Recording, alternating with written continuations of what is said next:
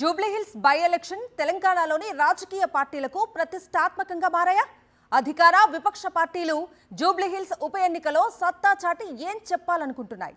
ఉప ఎన్నికలో గెలుపు ఏ పార్టీకి ఎలా కలిసొస్తుంది? జూబ్లీహిల్స్ ఉప ఎన్నిక నేపథ్యంలో ప్రధాన పార్టీలు ప్రచారాన్ని ప్రారంభించాయి.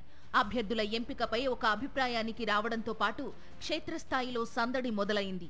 కాంగ్రెస్, బీఆర్ఎస్, బీజేపీ పార్టీలు డివిజన్లలో సమావేశాలు ఏర్పాటు చేసి ఉప ఎన్నికకు పార్టీ శ్రేణులను సమాయత్తం చేసే పనిలో ఉన్నాయి. డివిజన్ల వారీగా పార్టీ సీనియర్ నేతలకు ఇన్ఛార్జీలుగా బాధ్యతలు అప్పగించారు.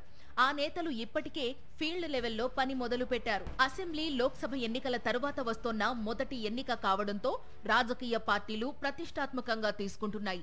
జూబ్లీహిల్స్ ఉప ఎన్నికలో గెలవడం ద్వారా తెలంగాణలో తామే బలమైన రాజకీయ శక్తి అన్న సంకేతాలు పంపాలని ప్రధాన రాజకీయ పార్టీలు భావిస్తున్నాయి. గత ఏడాది జరిగిన సార్వత్రిక ఎన్నికల సమయంలో సికింద్రాబాద్ కంటోన్మెంటుకు కూడా ఉప ఎన్నిక జరిగిన సంగతి తెలిసిందే. ఆ ఎన్నికలో కాంగ్రెస్ పార్టీ గెలిచింది. అప్పటి వరకు గ్రేటర్ హైదరాబాద్ పరిధిలో ఒక్క సీట్ లేని కాంగ్రెస్ ఆ ఉప ఎన్నికతో ఖాతా తెరిచింది.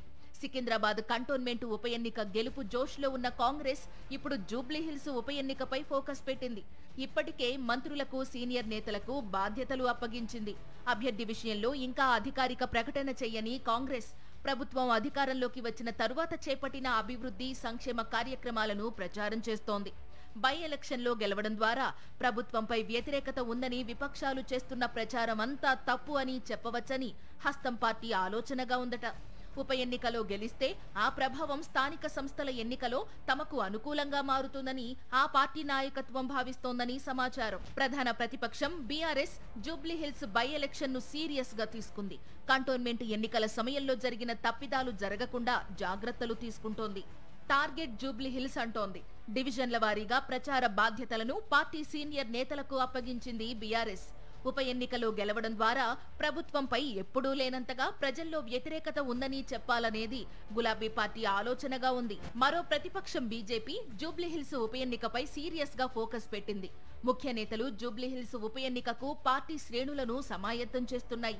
ఉప ఎన్నికలో గెలవడం ద్వారా తెలంగాణలో తామే బలమైన రాజకీయ శక్తి అన్న సంకేతాలు పంపవచ్చని కమలం పార్టీ భావిస్తోంది. ఉప ఎన్నికలో గెలవడం ద్వారా ప్రజలు బీజేపీ వైపు మొగ్గు చూపుతున్నారనే ప్రచారాన్ని చేయాలనేది కాషాయ పార్టీ ఆలోచనగా ఉందట. ఉప ఎన్నికలో గెలిస్తే అది తప్పకుండా గ్రేటర్ హైదరాబాద్ మున్సిపల్ కార్పొరేషన్ ఎన్నికల్లో పార్టీకి కలిసి వస్తుందని బీజేపీ లెక్కలు వేసుకుంటోంది. ఈ నేపథ్యంలో జూబ్లీహిల్స్ ఓటర్లు ఎవరి వైపు మొగ్గు చూపుతారో తెలియాలంటే కొంతకాలం వేచి చూడాలి.